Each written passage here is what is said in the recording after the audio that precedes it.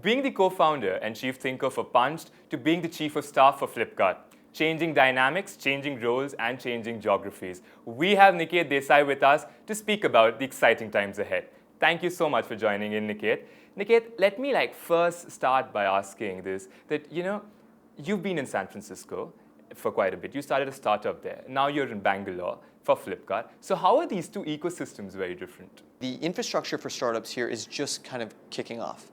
In San Francisco, you have tons of people who have built stuff. You have a lot of systems, both from a legal policy perspective, that are kicking off to really help people. Here in Bangalore, those things are beginning, and the discussions are beginning. One of the things that's really nice about Bangalore is it's a lot cheaper. Yeah. The cost of living in San Francisco is actually making many people not be able to even stay there.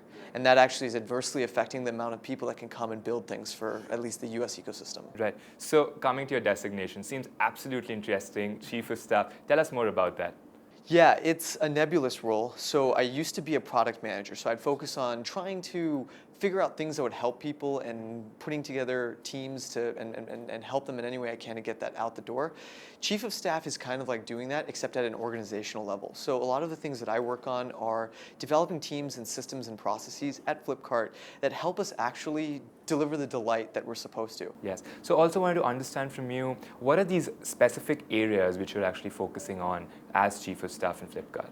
Right, so a lot of my work is thinking about the current team that we have. I want to spend a lot of time helping them get to a position where they're dreaming a lot more, thinking about what Flipkart's next moves are. People very quickly get caught up in the tremendous amount of work that we have to do, given how fast this company's grown, how important India finds Flipkart. So getting them to those next frontiers and empowering them there. I think a lot about the organizational structure, making sure we're ready for the next 10, 15 years of growth. And India is changing, right? So someone has to kind of pay attention to both the Flipkart and India and make sure those things are lining up well. And we're all doing that together, but someone needs to be there to help. And then just working on making sure that we're all running smoothly, that we remember why we're working on what we're working on. Sure. Also wanted to understand this very interesting thing, the Bay hiring for Flipkarts, right?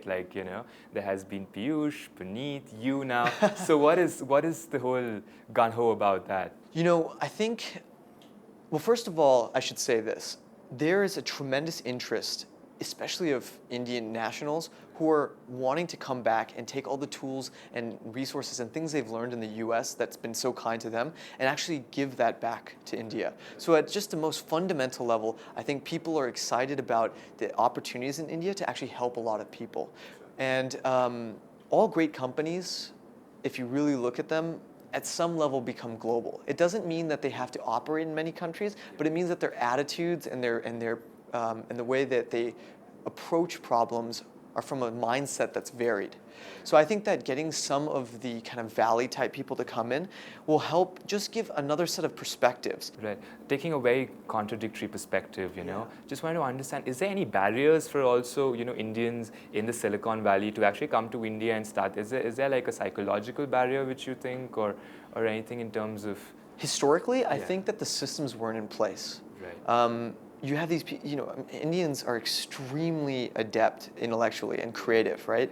And you look at the systems that they're being supported here in India, and it might not always fit what they wanted. So they went to the US where it was a little bit more available. Right. And now you're kind of saying, no, I can have that lifestyle that I always wanted in India and do good work for India in a way that fits in the way that I want to work. Sure. And in my skill sets, which are technology and things like that. Right. India is having this renaissance moment between the government, this technology kind of whole sector coming up, and the fact that you have the consumers basically also coming up in market. Right. All right. Thank you so much for joining us today. Yeah, absolutely. Thank you. Yeah.